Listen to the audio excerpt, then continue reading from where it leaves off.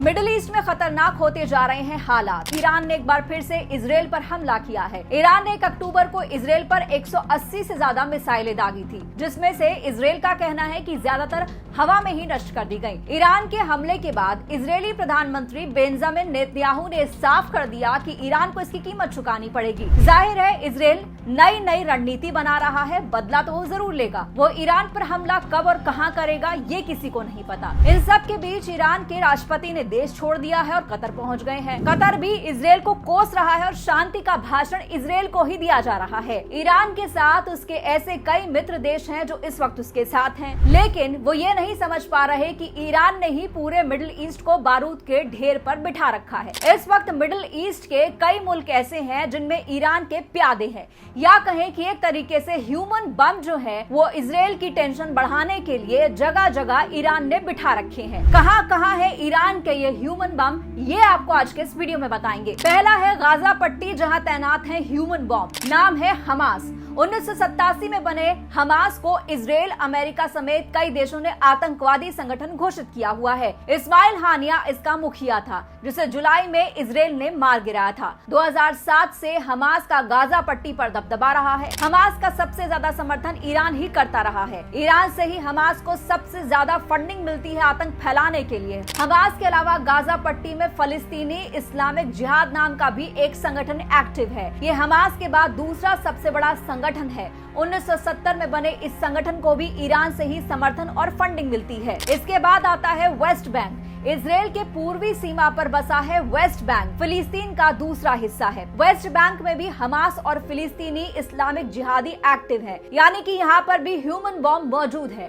Gaza पट्टी के साथ साथ वेस्ट बैंक में भी हमास और फिलिस्तीनी इस्लामिक जिहाद के लड़ाके इजराइल पर हमला करते रहते हैं। बारूद का एक और ढेर है लेबनान। यहाँ पर हिजबुल्लाह एक्टिव है। 1982 में संगठन बना था। हिजबुल्लाह को भी कई देशों ने आतंकवादी संगठन घोषित किया हुआ है। इसका मकसद ईरान में हुई इस्लामी क्रांति को दूसरे देशों में फैलाना है और लेबनान में इजरायली सेना के खिलाफ मोर्चा खड़ा करना भी था। इजराइल के खिलाफ इस जंग में हिजबुल्लाह हमास का साथ दे रहा है। 2006 में भी हिजबुल्लाह ने इजराइल के साथ 35 दिन तक जंग लड़ी थी। इसमें 158 इजरायली नागरिकों की मौत हो गई थी। इराक में भी कई आतंकी संगठन है जिसका साथ इराक दे रहा है। इराक में पॉपुलर मोबिलाइजेशन फोर्सेस नाम से संगठन है, जिसके पास 2 लाख से ज्यादा लड़ाके हैं जो कभी भी अपनी जान दे सकते हैं और किसी की जान कभी भी किसी भी स्थिति में ले सकते हैं। बद्र संगठन भी इनमें से एक है, जिसे ईरान इराक युद्ध के वक्त ईरानी इंटेलिजेंस ने बनाया था। इन दोनों के अलावा असैब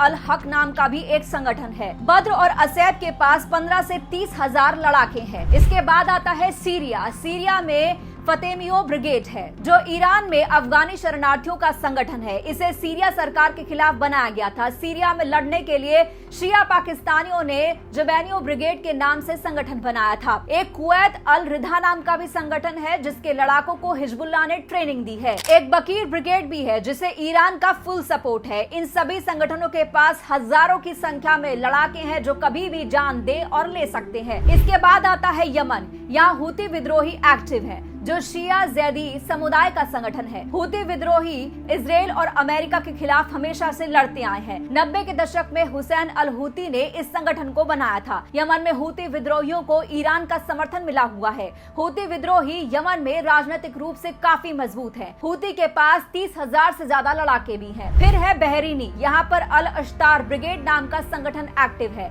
ईरान की मदद से ये संगठन बहरीन सरकार के खिलाफ लड़ता रहा है। 2013 में ये संगठन बना था। अल अश्तार ब्रिगेड को ईरान से न सिर्फ फंडिंग मिलती है, बल्कि हथियार और विस्फोटक भी मिलते हैं। अल अश्तार ब्रिगेड को हिजबुल्लाह का भी समर्थन मिलता है। हमास से जंग शुरू होने के बाद इजराइल और ईरान के रिश्ते पहले से काफी खराब हो चुके हैं। ईरान अक्सर इस बात को खारिज करता रहा है कि उसे 7 अक्टूबर को होने वाले हमास के हमले में जानकारी पहले से थी, जबकि इजराइल ने ईरान पर हमास का समर्थन करने का पूरा आरोप लगाया है। हमास ही नहीं, लेबनान का हिजबुल्लाह और यमन के हूती हूती विद्रोहियों को भी ईरान का समर्थन मिल रहा है। ईरान, सीरिया, लेबनान, गाजा पट्टी में कई आतंकी संगठनों को ईरान सरकार का समर्थन हासिल है, जिसे प्रॉक्सी के रूप में जाना जाता है। ह्यूमन बॉम्ब है ये सब के सब। अगर तनाव बढ़ता है तो इजरायल के खिलाफ ईरान प्रॉक्सी वॉर आगे बढ़ा सकता है और इस पूरी लड़ाई में इजरायल चारों तरफ से घिरा हुआ है। ये चारों तरफ से लड़ाके, चारों तरफ से आतंकवादी और चारों तरफ से ह्यूमन बॉम्ब इजरायल पर हमला करने के लिए तैयार हैं। इस पूरी लड़ाई में इजरायल के साथ जॉर्डन और इजिप्ट लगातार बने हुए हैं। जॉर्डन ने 1 अक्टूबर को हुए हमले में ईरान के कई मिसाइलों और ड्रोन को अपने हवाई क्षेत्र में ही मार गिराया। अब ये युद्ध आगे किस किस को अपनी चपेट में लेगा, ये अंदाजा लगाना भी काफी मुश्किल है। इस वीडियो में इतना ही, लेकिन खबर पर जो भी आपकी राय हो जरूर कहिएगा कमेंट बॉक्स में। नमस्कार।